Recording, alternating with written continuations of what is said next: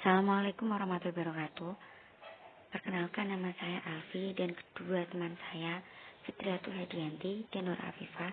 Di sini saya akan menjelaskan tentang penilaian acuan normatif atau PAN dan penilaian acuan patokan atau PAP. Penilaian acuan normatif atau PAN adalah penilaian yang dilakukan dengan mengacu pada norma kelompok, nilai-nilai yang diperoleh siswa diperbandingkan dengan nilai-nilai siswa yang lain yang termasuk dalam kelompok itu.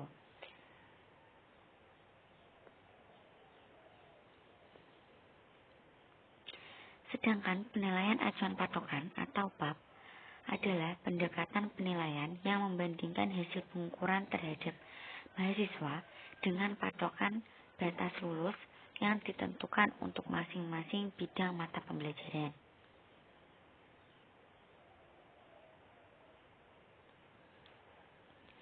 Kriteria penyusunan penilaian acuan normatif atau PAN.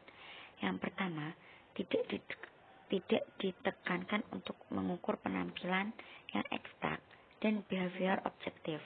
Dengan kata lain, soal-soal pada PAN tidak didasarkan atas pengajaran yang diterima siswa atau atas keterampilan atau tingkah laku yang diidentifikasikan. Yang kedua, pada proses belajar, penilaian nilai normatif pada umumnya banyak dilakukan oleh seorang guru.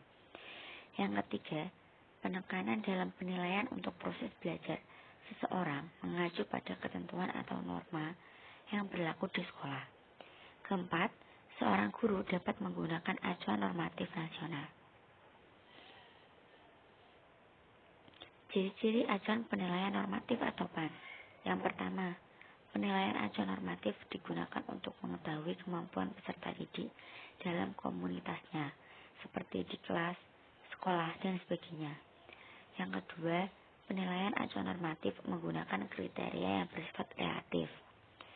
Yang ketiga, nilai hasil dari penilaian acuan normatif digunakan untuk menunjukkan kedudukan peserta didik atau peringkatnya dalam komunitasnya atau kelompoknya. Yang keempat, penilaian ini memiliki kecenderungan untuk menggunakan rentangan tingkat penguasaan seseorang terhadap kelompoknya, mulai dari yang sangat istimewa sampai dengan yang mengalami kesulitan yang serius. Manfaat penerapan PAP. Yang pertama, penempatan seseorang dalam rentetan kegiatan belajar. Kedua, untuk mendiagnosis kemampuan seseorang dalam pembelajaran. Ketiga, jika dilakukan secara periodik dapat digunakan untuk memonitor kemajuan setiap anak didik dalam proses pembelajaran. Secara berkelanjutan dapat diketahui status seseorang dalam satu rentetan kegiatan belajar, akhirnya dapat memacu atau memotivasi semangat belajar siswa. Yang keempat, kemampuan masing-masing anak didik untuk menyelesaikan kurikulum secara kumulatif akan dapat menentukan keterlaksanaan kurikulum.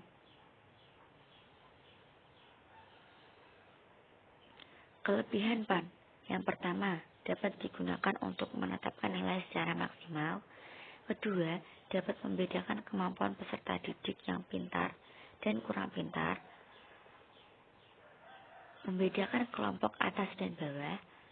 Yang ketiga, fleksibel, dapat menyesuaikan dengan kondisi yang berbeda-beda, mudah menilai karena tidak ada patokan. Yang keempat, dapat digunakan untuk menilai ranah kognitif, afektif, dan psikomotorik. Kelemahan PAN.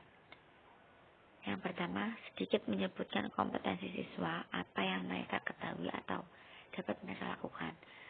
Kedua, tidak fair karena prestasi siswa tidak hanya bergantung pada tingkat presentasi, tetapi juga atas prestasi siswa lain.